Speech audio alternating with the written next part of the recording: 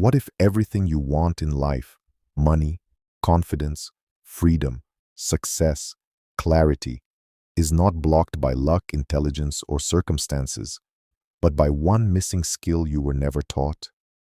Brian Tracy spent decades studying high achievers, self-made millionaires, elite performers, and world-class leaders, and he discovered a brutal truth.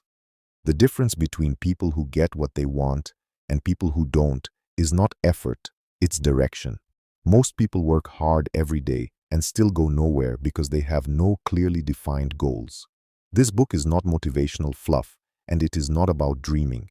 It is a precise mental operating system that shows how the human mind actually works when it comes to achievement. If you stay until the end of this audiobook, you will understand why vague wishes keep you poor, why clarity multiplies speed, and why written goals rewire your brain in ways most people will never experience. This is not about positive thinking. This is about control. Once you truly understand the principles in this book, you will never look at your time, your decisions, or your future the same way again. The question is not whether goals work. The evidence is overwhelming. The real question is whether you are ready to take responsibility for designing your life instead of reacting to it. Keep listening, because what comes next may quietly change the trajectory of your entire future. Chapter 1. The absolute power of clear written goals. A clear goal is not a wish. It is a specific, measurable, time-bound design for future behavior.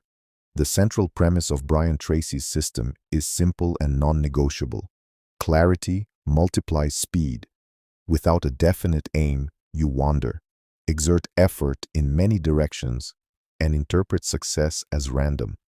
With a written goal, you create a stable reference that organizes attention, simplifies choices, and triggers the unconscious processes that search for solutions. Start by defining exactly what you want in concrete terms. Vague intentions like, "I want more money," or "I want to be healthier," are unhelpful because the brain cannot optimize an imprecise target. Transform those vague desires into precise statements: the exact dollar amount, the deadline, the concrete metric of health, or the specific performance outcome. The act of writing matters because the motor action of turning thought into ink creates a psychological binding.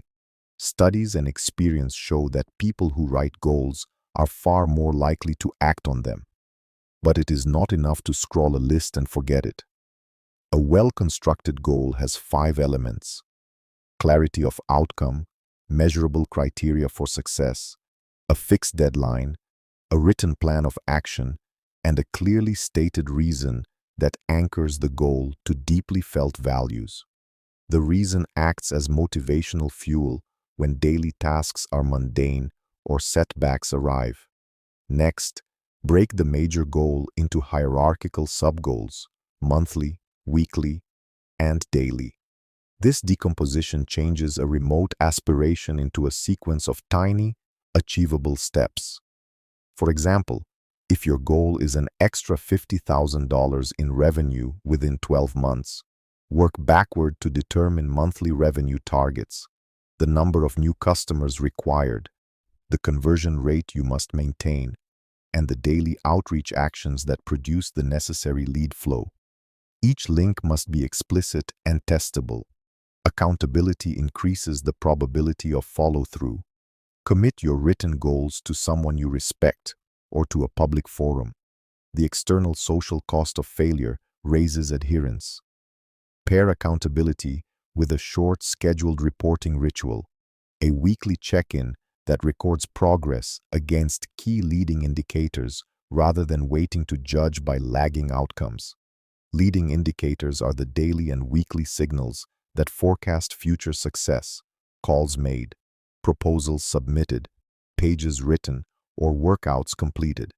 Make them visible with a simple tracking system: a calendar, a spreadsheet, or a small app.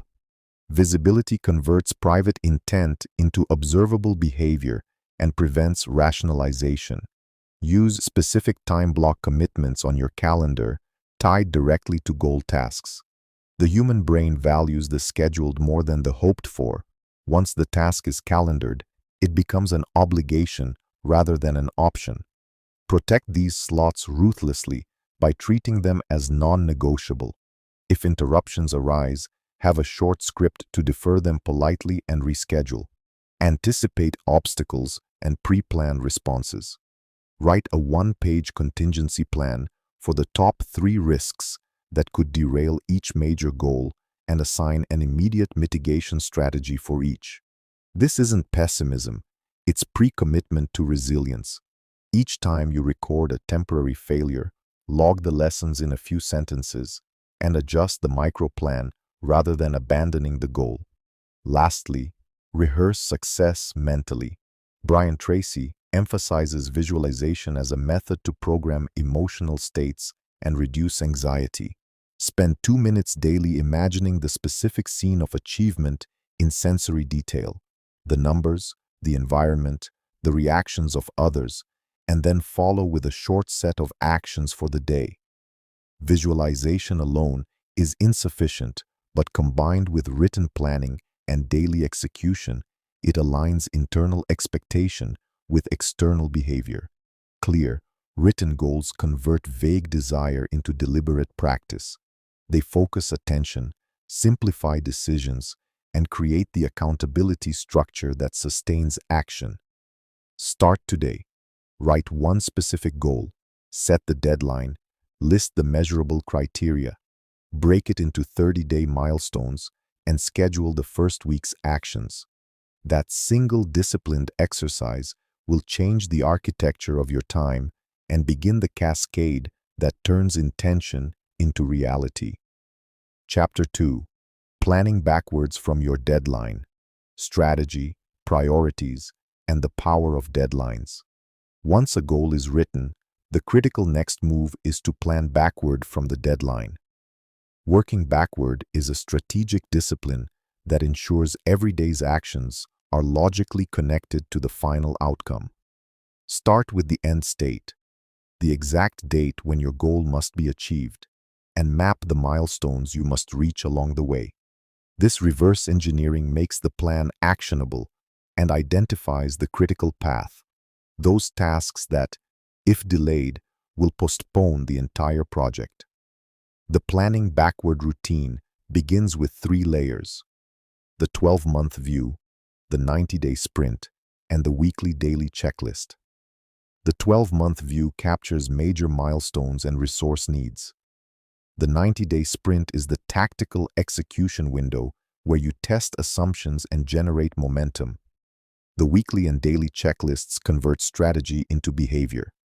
For each milestone, specify the minimum viable deliverables, what must be completed to validate progress, and the required inputs, budget, personnel, knowledge, or tools. This forces early decisions about resource allocation and prevents last-minute desperation. A core habit of highly effective people is ruthless prioritization, using the 80-20 principle.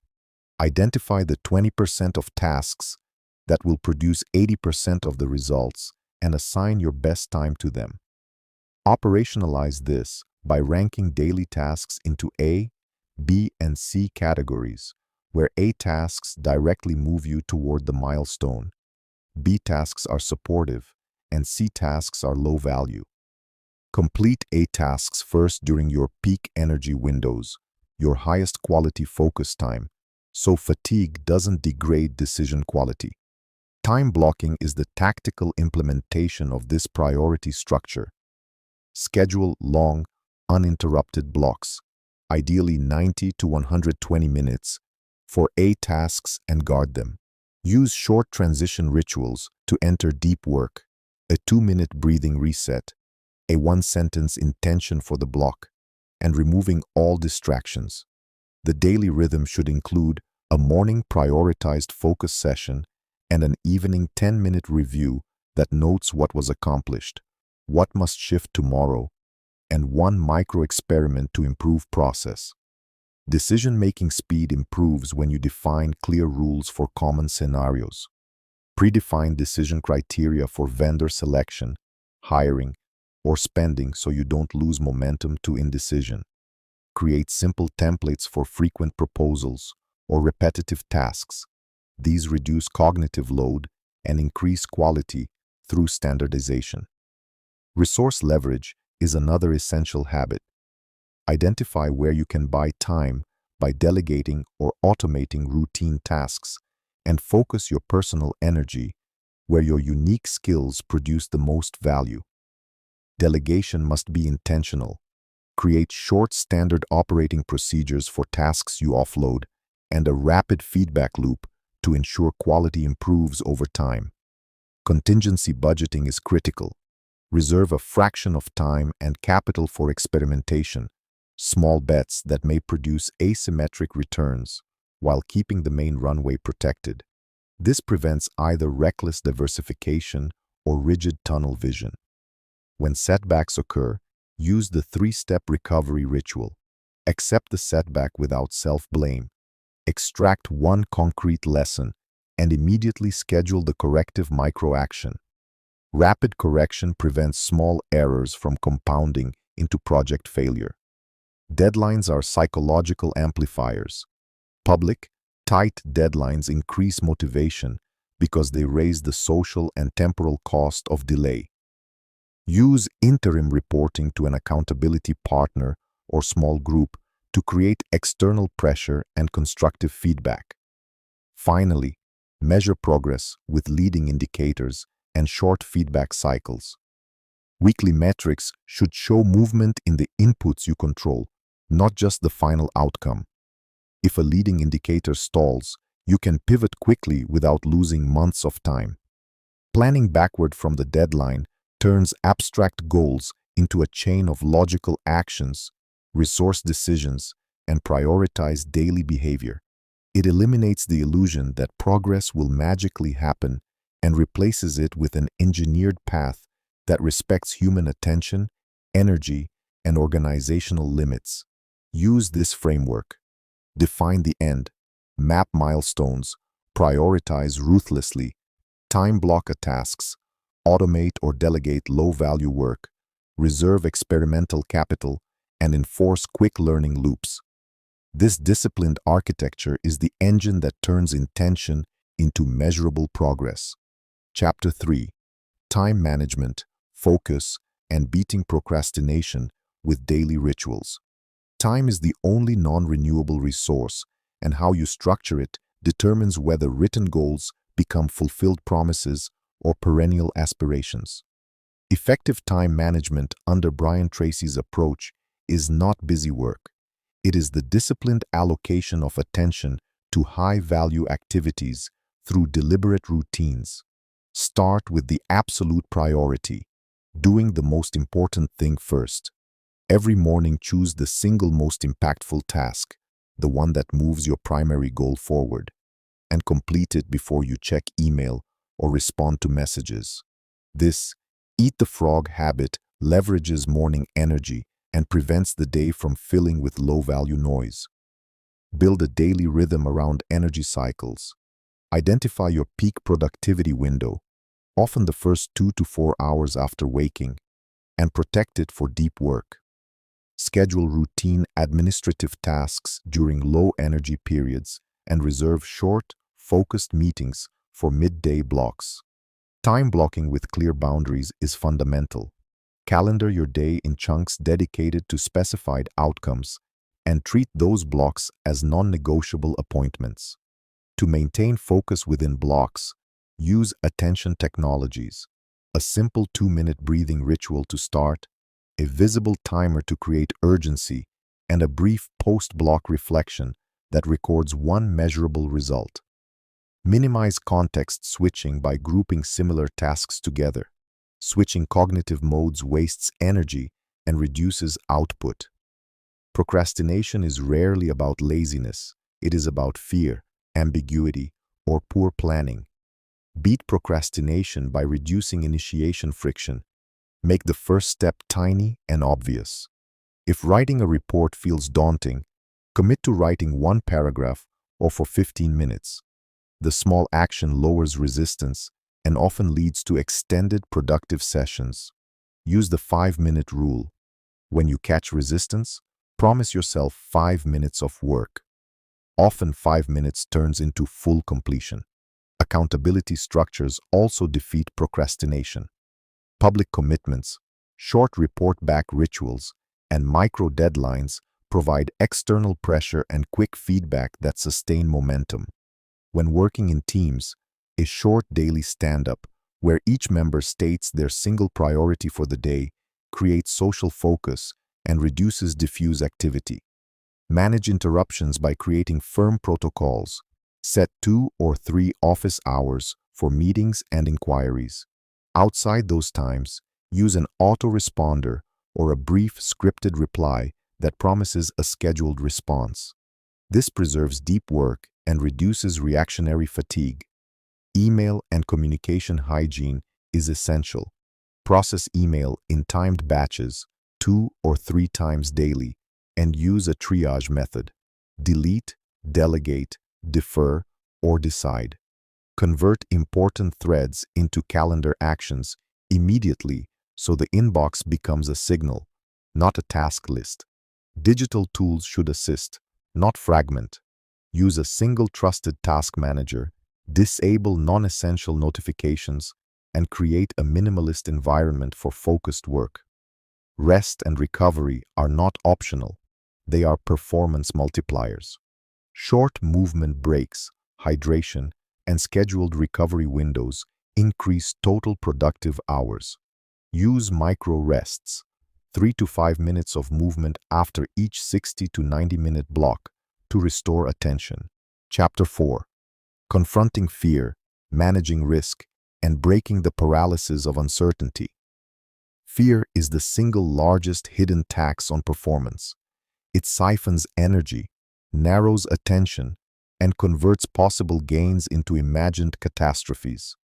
Brian Tracy's framework treats fear not as an immutable weakness, but as an information signal to be managed deliberately. The practical heart of the approach is to convert abstract anxieties into concrete decisions and small, testable actions so fear loses its nebulous power and becomes a solvable problem. Begin by mapping your fear landscape.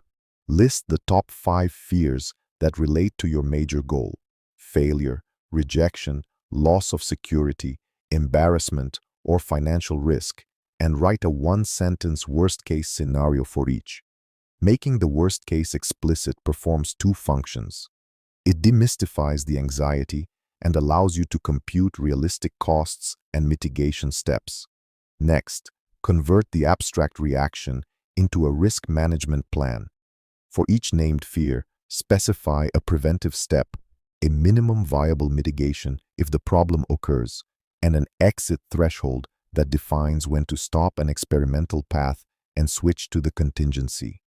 This triad, prevent, mitigate, exit, replaces emotional rumination with structured decisions. Use the small experiment tactic to reduce perceived risk. Instead of committing enormous resources to a single, anxiety-inducing leap, design a sequence of low-cost tests that validate assumptions and gather evidence. If you worry that a new product will not sell, run a brief pre-launch test with a limited audience, measure conversion metrics, and iterate. The psychological effect is powerful. Once evidence accumulates, fear dissipates because uncertainty turns into measured probabilities. Time boxing is another practical antidote. Fear often spreads when problems have no deadline. Indefinite uncertainty persists and grows. Assign short, hard deadlines to decisions and small experiments. A 72-hour research sprint, a 2-week trial period, or a 1-month pilot turns procrastination into action because the mind prefers the measurable over the indefinite. Anchor your deadlines to external accountability whenever possible to raise the social cost of delay. Treat fear like a decision variable in the planning process rather than an emotional obstacle to be willed away. This means naming what you will do when you feel fear and rehearsing the sequence. A simple ritual: pause, breathe, list 3 concrete next actions, pick the smallest and do it. Interrupts the paralysis and returns control to deliberate behavior. Cognitive reframing helps but must be operational. Replace global statements such as, "What if I fail?" with precise probability language and action-focused prompts. If this fails with a 40% chance, what is the smallest recoverable loss? How quickly can we pivot? Practically, assign numeric thresholds where possible: acceptable loss, time to recover, and minimum viability metrics. Use those thresholds to guide real-time choices instead of emotion. Build decision insurance into your plans. Insurance need not be financial only. It includes testable backups, such as staggered rollouts, phased investments, and contractual escape clauses. Many high-achieving people limit downside by design. They only escalate commitment when early signals clear. This disciplined escalation, invest a little, test, and then increase, compounds the value of early wins while containing catastrophic losses. Practice exposure under controlled conditions. Habituating to small amounts of discomfort increases grit and reduces the reactivity of fear.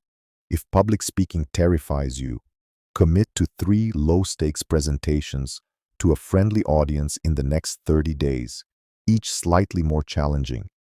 The aim is not perfection, but controlled exposure that rewires stress responses. When fear arises in the moment, apply short physiological resets: deep diaphragmatic breathing for 90 seconds, a 2-minute brisk walk, or a focused body scan. These micro-resets lower sympathetic arousal and permit clearer cognitive processing. Pair emotional management with tactical rigor. Keep a short decision ledger where you log fear-triggered choices, the data you used, and the outcome. Over weeks, this ledger shows patterns and reduces the illusion that fear always precedes catastrophe. Finally, cultivate a long-term narrative where occasional setbacks are framed as learning assets, not identity failures. Rich environments for learning, small experiments, public accountability, and explicit contingency plans convert fear from a stopping device into a predictive input that helps you design better choices. The combination of naming worst cases, designing mitigation and exit rules, running low-cost experiments, and rehearsing exposure creates a resilient decision posture. Fear stops being the enemy and becomes a measured variable in the system you construct to achieve your goals. Adopt these practices, and you will discover that the path to a major goal is less about eliminating fear than about shortening its fuse and controlling what it costs you. Chapter 5. Persistence as an operational habit.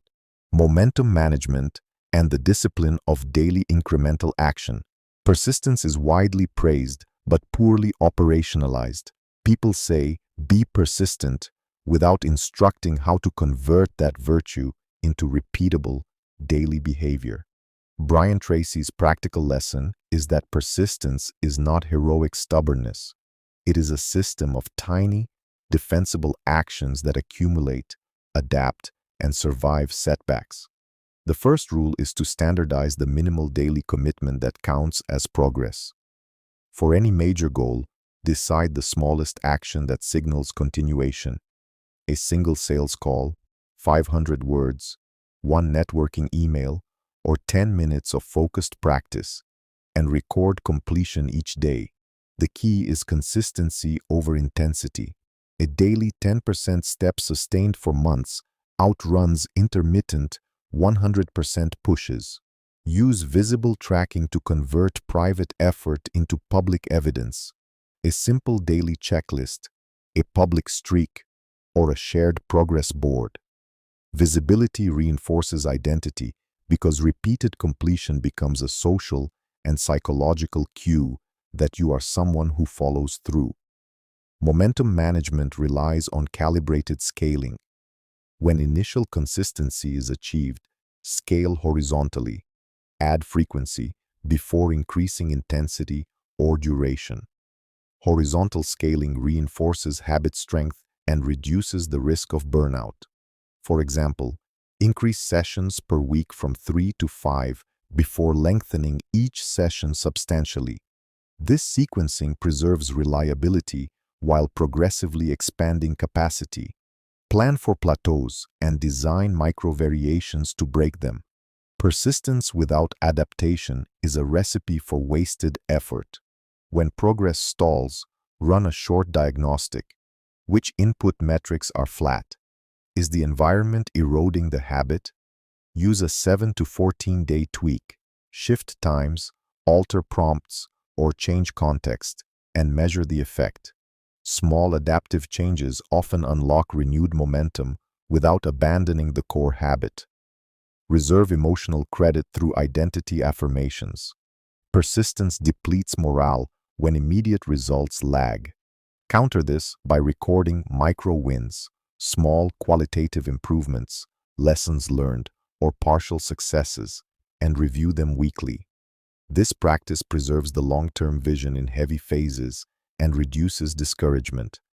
Another critical habit is public accountability, paired with private realistic pacing. Public commitment increases compliance, but can also cause shame if you overpromise. Pair public declarations with conservative baseline commitments and optional stretch goals. This way, the social pressure secures the minimal essential action while the stretch remains aspirational and adjustable. Build redundancy into persistent systems. Life events, travel, illness, and sudden demands are inevitable. The persistence engine should tolerate disruptions. Create multiple cues and paths for the same action. Time-based, location-based, social-based, so if one fails, another sustains the pattern. For instance, if morning writing is blocked by travel, a short evening microsprint preserves the streak. Use restart rituals to minimize relapse costs. When a lapse occurs, follow a scripted sequence. Acknowledge without moralizing. Perform 2 immediate micro-actions that re-establish the pattern, and note the environmental change that caused the lapse.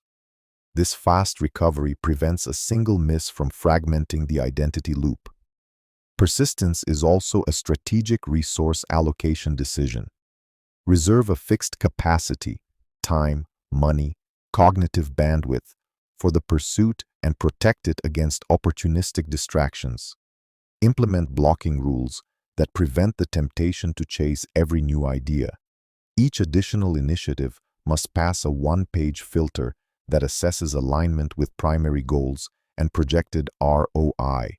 This discipline ensures persistence concentrates on high-leverage paths rather than dissipating across many low-return experiments.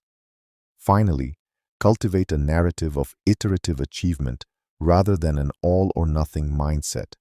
Frame your progress as a sequence of small bets, producing evidence. Celebrate adjustments as intelligent learning rather than failure. This perspective lowers the emotional cost of change and makes persistence adaptive. Over time, the combination of minimal daily actions, visible tracking, calibrated scaling, adaptive plateaus, redundancy, fast restarts, and disciplined resource allocation produces the durable force Brian Tracy describes. Persistence therefore becomes less an act of will than an engineered system, reliable, measurable, and resilient, that quietly converts consistent effort into realized goals. Chapter 6. Self-discipline, the real key to achievement. Self-discipline is the executive function that translates intention into results. It is the daily governance system that enforces priorities when motivation wanes and when distractions multiply. Brian Tracy insists that self-discipline is not some heroic trait reserved for a few. It is a habit that can be learned, practiced, and structured into life through small, repeatable rules. The practical starting point is to convert every goal into a visible, measurable, daily, non-negotiable, the single action that signals you are following the plan. If your goal is to increase sales, the non-negotiable might be Make 5 qualified outreach calls before lunch. If your goal is weight loss, the non-negotiable might be complete a 20-minute walk before breakfast. The discipline is in protecting the sacred minimal action every day without exception. Protecting that action requires 3 operational supports: scheduling, environmental design, and immediate accountability. Scheduling means time blocking the non-negotiable into your calendar as an appointment with yourself and treating it as inviolable. Environmental design means removing frictions that make initiation hard. Set your running shoes by the bed, cue the voicemail script the night before, or leave your phone in another room during the focus block. Immediate accountability is the micro-feedback loop that prevents excuses. Use a checklist, a 2-line daily journal, or a partner who expects a short confirmation message when the task is done. These 3 supports convert fragile intention into routine behavior. The next level is progressive discipline through micro-increase. Once the minimal daily action is secure for 30 consecutive days, expand horizontally, add another short session, or scale vertically. Add 5 minutes or 1 extra call, so growth is consistent and sustainable. Resist the temptation to leap from 0 to maximal effort. Large jumps invite failure and shame. Another pivotal practice is rule creation for common failure modes. Identify the typical scenarios where discipline breaks down: travel, late nights, stress, and pre-write exact contingency rules. When traveling, perform the 10-minute mobility routine in the hotel room before sleep. Or, when work runs late, conduct a 15-minute priority triage and schedule the next morning's non-negotiable at 6:30. Predefined contingency rules eliminate debate in the moment and channel decisions toward preservation of the habit. Self-discipline also requires clear personal standards. Instead of negotiating behavior daily, set higher-order rules that define acceptable defaults. I do not check email until I finish my A task, or I allocate 10% of gross income to reinvestment automatically. These standards reduce decision fatigue because fewer choices require deliberation. Pair standards with deadlines and public commitments to create external leverage. The social and temporal cost of failure increases adherence. Importantly, discipline is not punishment. It is the enforcement of your deeper priorities. Keep a short list of why statements that anchor each non-negotiable to vivid emotional reasons. I do 5 calls because I want financial freedom to travel with my kids. And review these reasons every morning to resynchronize behavior with values. When resisting, deploy simple cognitive tools. The 2-minute start, where you promise yourself just 2 minutes of initiation. The 5-breath reset, a physiological anchor to reduce reactivity. And the accountability ping, a single-line message to your partner confirming completion. These low-cost tactics bend the emotional arc from avoidance to action. Another essential skill is the management of energy, not merely time. Self-discipline collapses when energy is misaligned. Short nights, poor nutrition, or unstructured stress reduce willpower. Protect sleep hygiene. Prioritize protein-rich breakfasts, schedule short movement breaks, and use morning focus blocks for the highest discipline tasks. The body is the engine of discipline. Neglect it, and the best plans collapse under simple temptation. Use measurement to sustain discipline. Track completion rates, streak lengths, and basic outcome indicators daily. Articulate a weekly ritual where you review the numbers, extract one lesson, and set a single micro-adjustment. Over months, these tiny corrections refine the system and prevent slow drift. Finally, practice compassionate correction. Discipline is an engineering problem, not a moral indictment. When lapses occur, apply a short, structured restart ritual. Accept the lapse without self-flagellation. Perform 2 immediate micro-actions that reassert the pattern and adjust the environment or schedule that permitted the lapse. This reset sequence prevents the all-or-nothing collapse that turns a single missed day into abandonment. Self-discipline, when treated as a system of minimal daily actions, supportive environment, energy management, measurement, and compassionate restarts, becomes a reliable bridge between goals and achievement. The secret is small, consistent enforcement of standards that align daily behavior with long-term purpose. Over time, these enforced choices harden into identity, and the disciplined person you must become to reach the goal emerges quietly, inevitably, and reliably.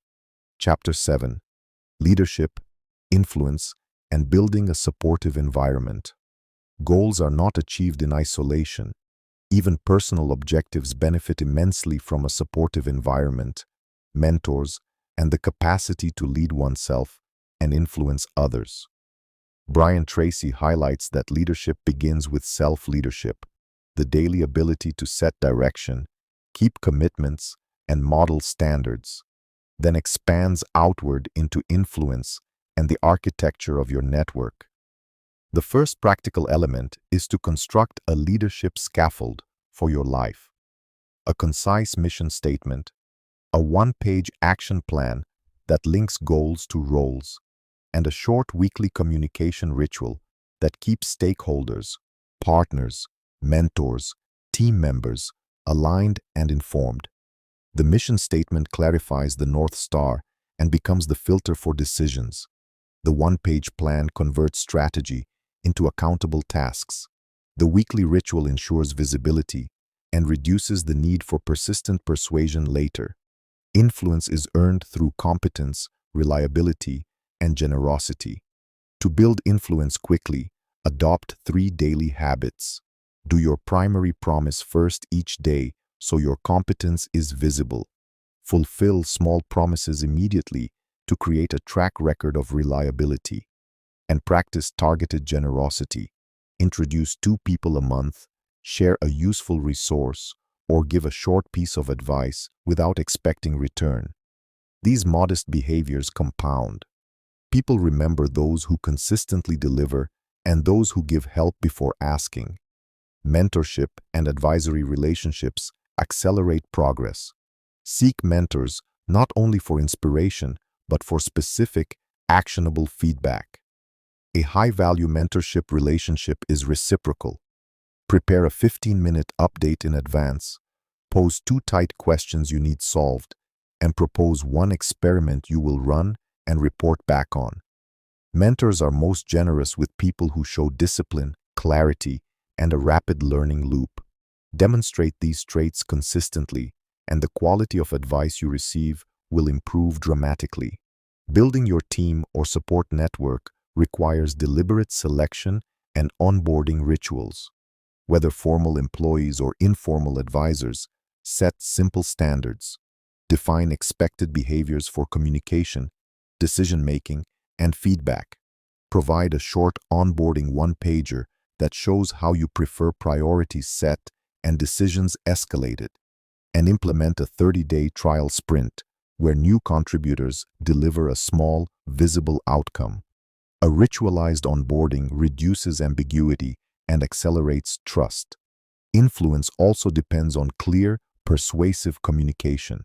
Learn to state your purpose in a single-line headline, provide 2 pieces of evidence, and end with a specific ask.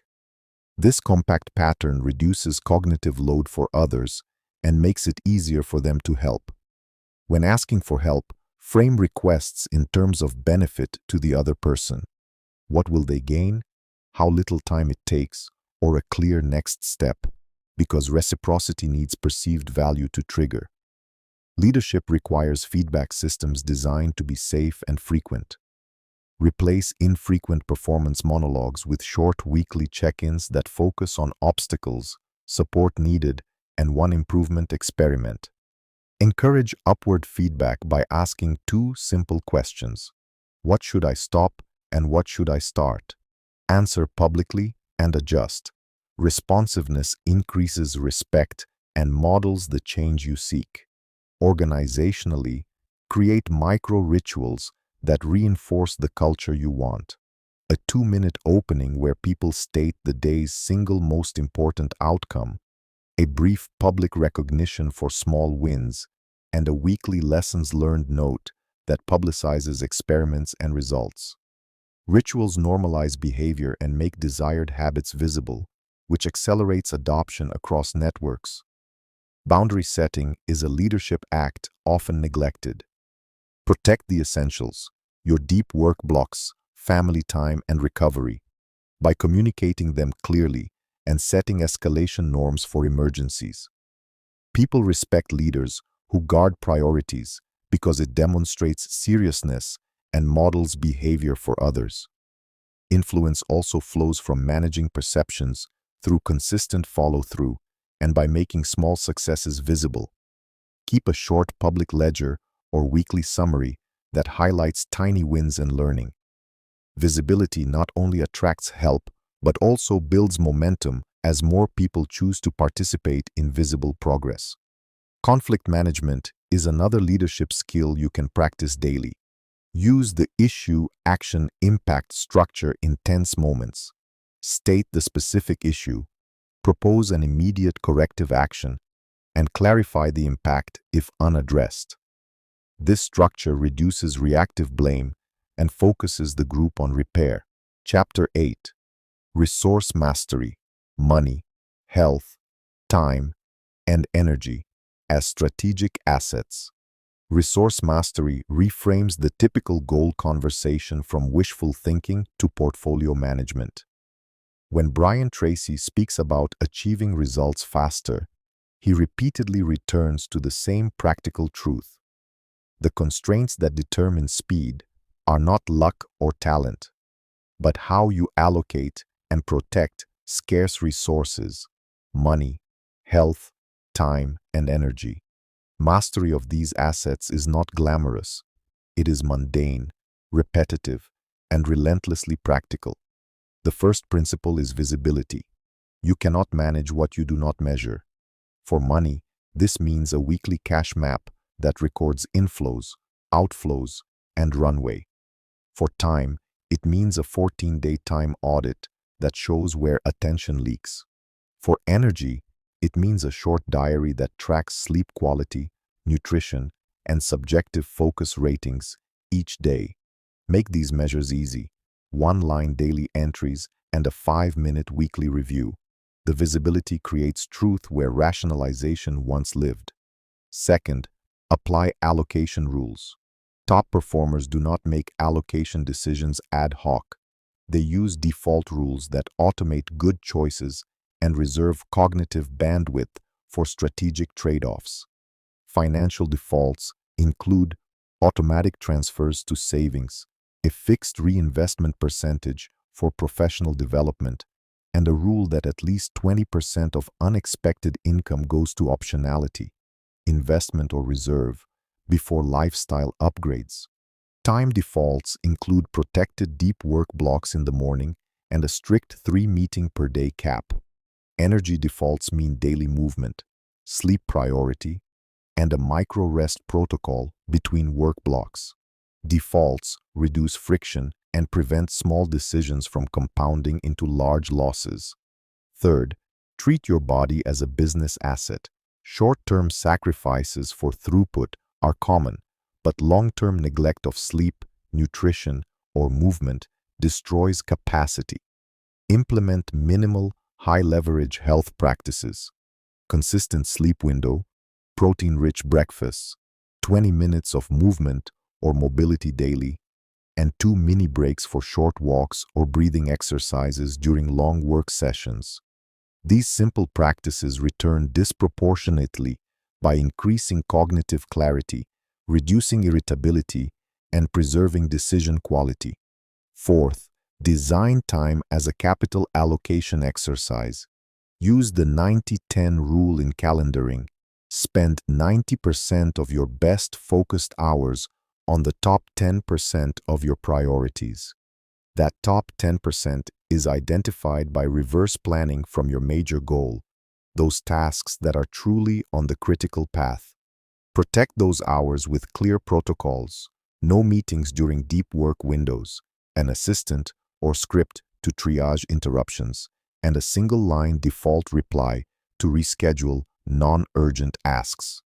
Time protection is not rude. It is deliberate stewardship of an asset that compounds with consistent application. Fifth, create buffers and contingency reserves. Resource shocks are inevitable. Unexpected expenses, family needs, illness, or project delays. Financial buffers should be explicit. A 3 to 9 month runway based on income volatility. Time buffers are built by measuring the true lead time of tasks and adding a reliability margin. Never schedule back-to-back critical deadlines without breathing room. Energy buffers mean scheduling recovery days and using intensity modulation. When stress is high, shift to maintenance-level routines that preserve streaks without demanding prime performance. Sixth, invest in leverage instruments. Money can buy time via hiring or tools. Time can buy leverage through automation. Energy investments can be scaled via coaching or therapies that improve baseline resilience.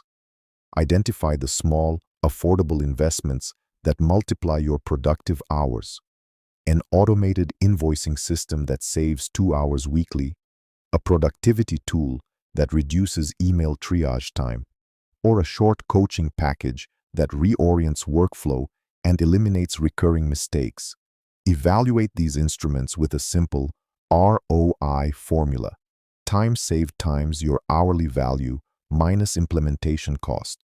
If the net is clearly positive within a reasonable horizon, prioritize implementation. Seventh, implement frequent low-friction reviews. A weekly 25-minute resource review should include a financial snapshot, a time audit headline, an energy check, and one tactical adjustment. These frequent pulses prevent drift, as small inefficiencies compound quickly if left unchecked. Use these reviews to reallocate resources incrementally and to reinforce the habit of treating resources as manageable, not mysterious. Eighth, guard against lifestyle inflation. As success grows, the natural impulse is to upgrade consumption. Brian Tracy emphasizes a simple hedge. Automate increased savings and reinvestment before increasing personal spending. A rule like raise personal spending by 5% only after increasing savings and investment allocations by 10% protects long-term optionality and preserves the engine of future growth. Ninth, create institutionalized recovery rituals. High performance without rest collapses into burnout. Schedule quarterly mini-retreats and monthly low-commitment recovery nights, and protect weekends as partial shutdown zones. The goal is predictable, cyclical restoration, so intense work phases are sustainable without identity, costly erosion. 10th, align resource allocation with your mission. Resources should be functional expressions of your priorities. Misaligned spending or time usage creates cognitive dissonance and moral friction that drains energy. Regularly ask, does this use of money/time/energy move me toward the mission? If not, either reframe the activity as necessary for another priority or remove it. Resource mastery is the quiet architecture under every fast result.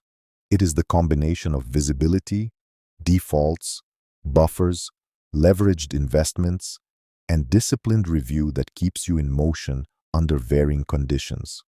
Implement small, non-negotiable habits for measurement and protection, and treat allocation decisions as explicit policy rather than emotional reactions. When you manage money, time, and energy with the same rigor you apply to strategic work, your progress accelerates because friction drops and capacity compounds. Start with a single weekly 25-minute resource review and one default rule you automate today. Those 2 steps alone will produce immediate returns in clarity and speed. Chapter 9. The Feedback Loop. Review, adjust, celebrate, and scale. Sustain momentum into compounding results. The final chapter of any effective goal system is rarely more planning. It is better feedback and disciplined iteration. Brian Tracy's most practical advice centers on the loop that converts action into learning and learning into better action. A robust feedback loop has 4 elements: timely measurement, honest interpretation, rapid adjustment, and ritualized celebration. Start with timely measurement. For every goal, define 2 leading indicators and 1 lagging outcome. Leading indicators are inputs you can control: calls made, words written, outreach messages sent, and should be measured daily or weekly. Lagging outcomes are the results that matter: revenue, manuscripts completed, weight lost, and are measured monthly or quarterly. The power lies in using leading indicators to predict lagging outcomes. If the leading indicators drop, you react early rather than waiting for a failed result. Second, practice honest interpretation. Data is inert without context. Create a simple interpretation ritual. Review the metrics, ask why each movement occurred, and name 1 plausible cause. Avoid comforting narratives that explain away negative signals. Use a short, structured template for interpretation. What happened? Why it likely happened? What I changed last week that could explain this? And what external factors might be in play? This disciplined curiosity reduces bias and accelerates insight. Third, rapid adjustment is essential. When the data suggests a problem, design a small experiment to test a plausible fix rather than massive replanning. Use a 7 to 21-day test window with a clearly defined hypothesis, success metric, and kill rule. Small, cheap experiments reduce the cost of being wrong and increase the speed of learning. For example, if lead generation stalls, test a minor change, alter message framing, change outreach timing, or swap a channel, and measure the impact on reply rates. Fourth, ritualized celebration anchors motivation. Progress is toxic if it is never acknowledged. Small celebrations preserve morale and encode positive behaviors. Design micro-rewards tied to the completion of leading indicators and slightly larger celebrations for hitting milestone-lagging outcomes. Keep celebrations inexpensive and meaningful: a team lunch, a public note of appreciation, or a personal recovery ritual. Ritualized celebration also signals to stakeholders that progress is visible and valued, encouraging repeated contribution. Fifth, scale what works deliberately. When an experiment produces a positive signal, resist the urge to scale immediately without operationalizing the change. Translate a successful test into a documented process, automate where possible, and train teammates with short SOPs so the gain persists. Plan scaling steps with small checkpoints to monitor for unintended consequences and ensure redundancy is in place to absorb increased volume. Sixth, institutionalize learning. Maintain a compact learning ledger that records experiments, outcomes, and one-line lessons. Review this ledger quarterly and extract patterns. What categories of tactics worked repeatedly and which failed consistently? Learning as an organizational habit prevents rediscovery and allows cumulative advantage. Seventh, use external feedback channels. Customers, mentors, and peers provide perspectives your internal measures miss. Build quick feedback prompts, short post-interaction surveys, one-question mentor updates, or informal customer interviews, and integrate this qualitative data with quantitative measures for richer interpretation. Eighth, normalize failure as information. Create a culture and personal habit where failed experiments are logged quickly, with no blame, and reframed as evidence. The faster you destigmatize failure, the more experiments you will run, and the faster you will learn. Ninth, synchronize review rhythms across scale. Individuals use daily and weekly rituals. Teams should add a 2-week sprint review. Organizations should include monthly dashboards and quarterly strategic audits.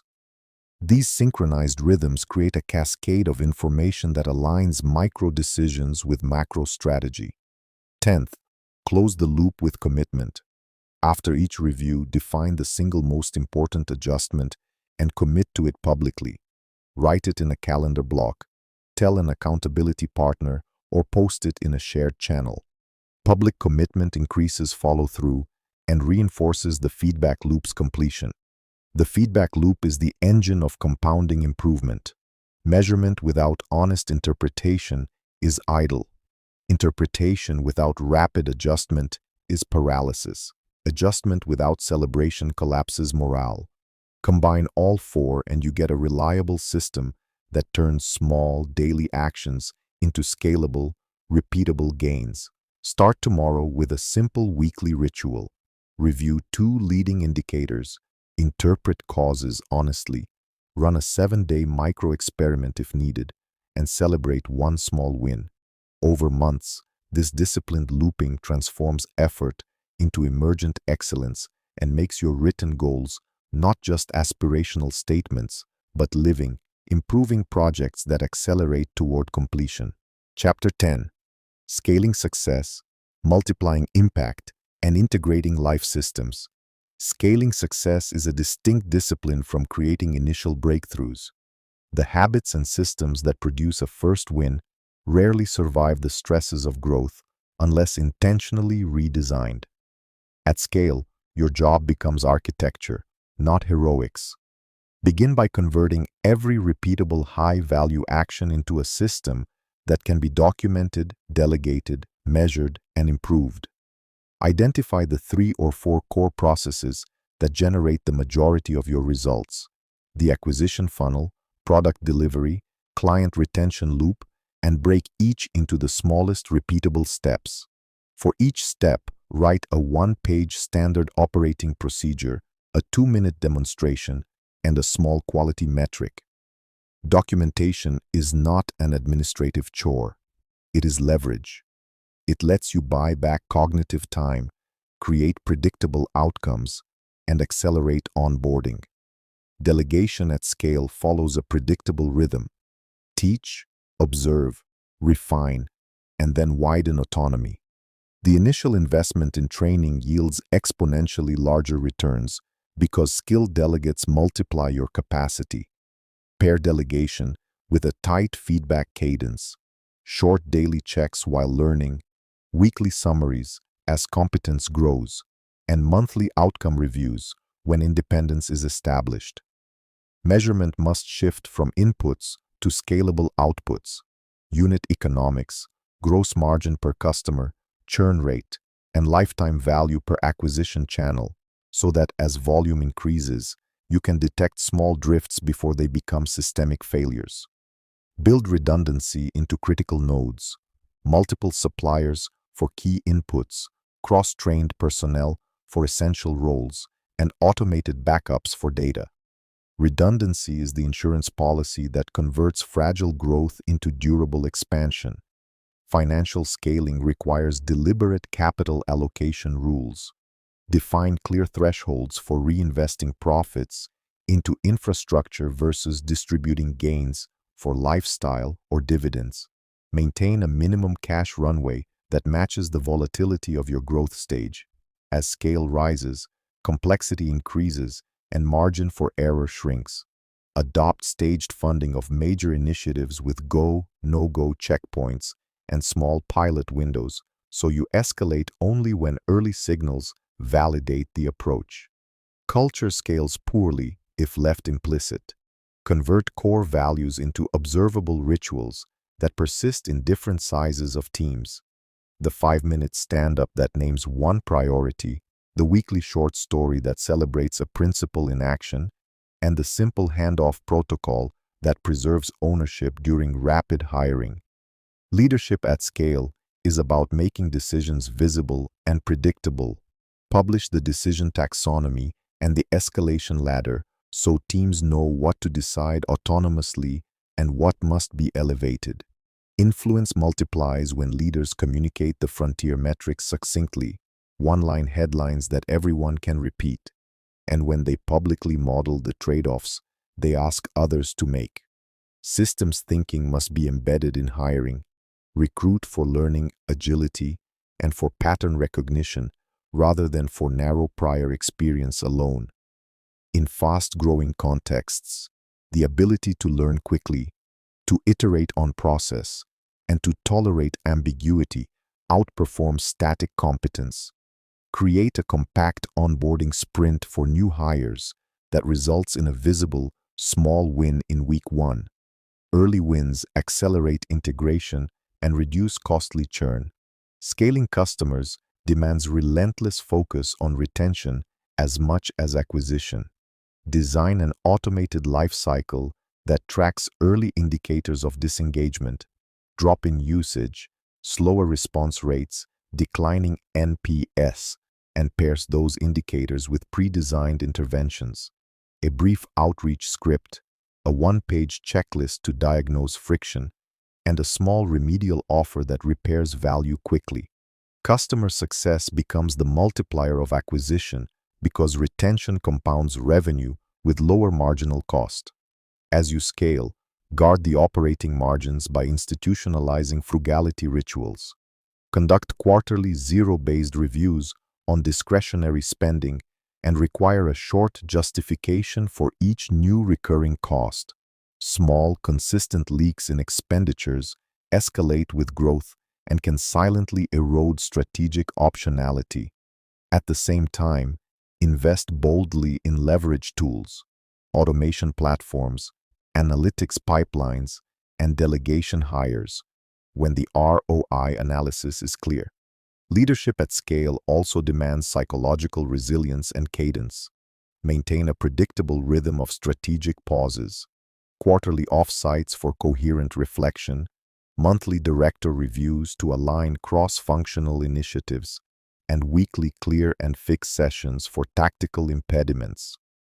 These rhythms prevent strategic drift and create the temporal scaffolding teams need to coordinate complexity.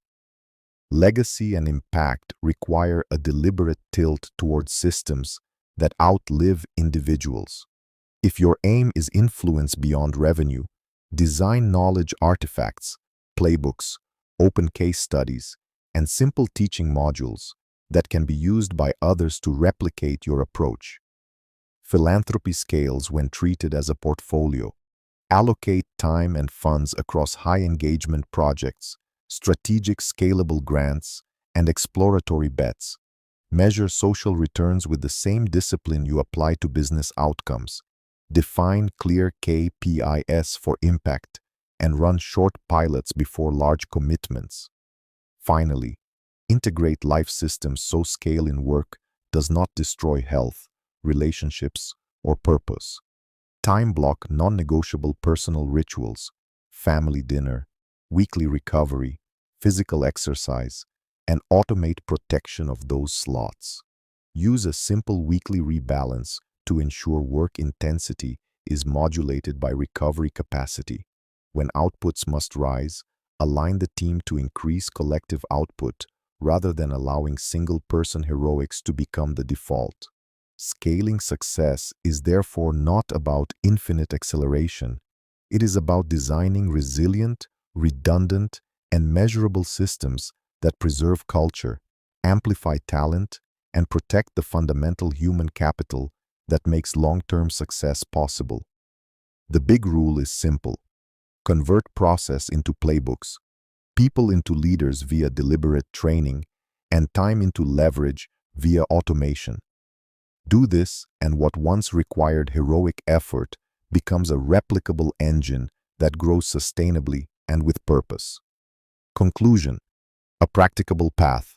Start small, systematize, and let time compound results. If you leave this summary with only one operational truth, let it be this: big results are the product of small, consistent actions organized by intentional systems. Start by selecting one tangible goal that matters deeply and write it down with a deadline and measurable criteria. Reverse plan from that deadline into a 90-day sprint and identify the single most impactful daily habit that will move you forward. Make that habit atomic, so small you cannot plausibly fail, and attach it to an existing routine as a cue. Protect the execution with a calendar block, a visible tracker, and a one-line accountability message each day. Measure a leading indicator that correlates with your goal and review it weekly in a 20 to 30-minute session where you interpret honestly and choose one small experiment to run. Automate one thing this week: an automatic transfer, an email template, or a delegated chore that reduces friction for your habit. Document one process this month by writing a one-page SOP and recording a 2-minute demo. If the goal scales, that documentation will be the multiplier. Create 2 redundancy cues so the pattern survives travel and interruptions, and define a restart ritual so a single lapse never becomes abandonment. Acknowledge, perform 2 immediate micro actions, log the cause, and resume.